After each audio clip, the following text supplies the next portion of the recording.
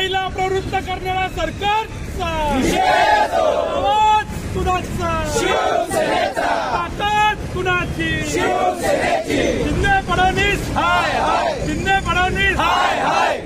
या सरकारचं करायचं काय? खाली डोकं वरती पाय. या सरकारचं करायचं काय? खाली डोकं वरती पाय. उद्धव साहेब आगे बढ़ो. हम तुम्हारे साथ हैं. उद्धव साहेब आगे बढ़ो. हम तुम्हारे साथ हैं. अरे बुलंद आवाज कुणाची? हाय हाय. गृहमंत्रीचं करायचं काय? खाली डोकं वरती पाय. राजीनामा द्या, राजीनामा द्या. खाली डोकं वरती पाय. या टरबूजाचं करायचं काय? खाली डोकं वरती पाय. या टरबूजाचं करायचं काय? खाली डोकं वरती पाय. शिंदे सरकार हाय हाय. शिंदे सरकार हाय हाय. शिंदे सरकार हाय. खाली डोकं वरती पाय. या टरबूजाचं करायचं काय? खाली डोकं वरती पाय. उद्धव साहेब आगे बढ़ो. हम तुम्हारे साथ हैं. उद्धव साहेब आगे बढ़ो. हम तुम्हारे साथ हैं. या बुलंद आवाज कुणाचा?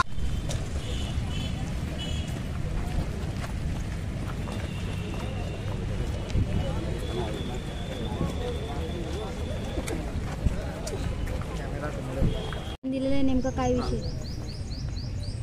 आज शिवसेना उद्धव बाळासाहेब ठाकरे यांच्या पक्षाच्या माध्यमातून महाराष्ट्र कुठे नेऊन ठेवला आहे हे विचारण्याच्या दृष्टीने आम्ही कलेक्टर महोदयांना आलो होतो. कलेक्टर महोदय कुठे बाहेर कामानिमित्त आहेत. आम्ही अप्पर जिल्हाधिकारी पिनाटे साहेबांना शिवसेना उद्धव बाळासाहेब ठाकरेच्या वतीने निवेदन दिलेलं आहे की महाराष्ट्रभर जळगाव जिल्ह्यातली परिस्थिती आपल्याला माहिती आहे. काल स्वातंत्र्य चौकात असेल, चाळीसगावला असेल, अजून काही ठिकाणी असेल, कशाप्रकारे काडतुसं, कशाप्रकारे बंदुका निघता आहेत. मुंबईत भाजपाच्या आमदाराने पोलीस स्टेशनमध्ये कशाप्रकारे गोळीबार केलेला आहे. आणि या कालचा प्रकार आमचे शिवसेनेचे उपनेते विनोदभाई घोसाळकर यांचे चिरंजीव माजी नगरसेवक अभिषेक घोसाळकर यांच्यावरती कार्यक्रमाला बोलवून म्हणजे पूर्वनियोजित एक प्रकारे म्हणजे फेसबुक लाईव्ह करायचं, बोलतं करायचं आणि स्वतः समोर उभं राहून शेजारी बसून नंतर स्वतः समोर उभं जायचं आणि गोळ्या झाडलेल्या आहेत.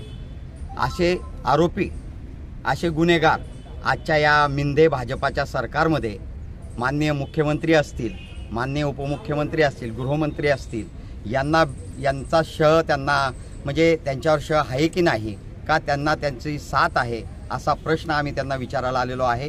आजच्या तारखेला आज महाराष्ट्र कुठे नेऊन ठेवला आहे अशी परिस्थिती आज पूर्ण महाराष्ट्रभर झालेली आहे.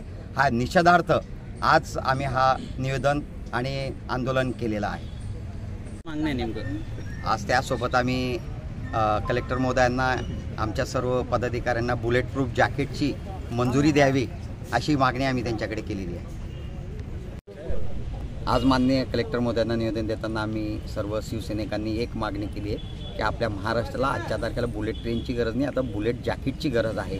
त्याची परमिशन त्यांनी आम्हाला द्यावी अशी विनंती आम्ही त्यांना केली.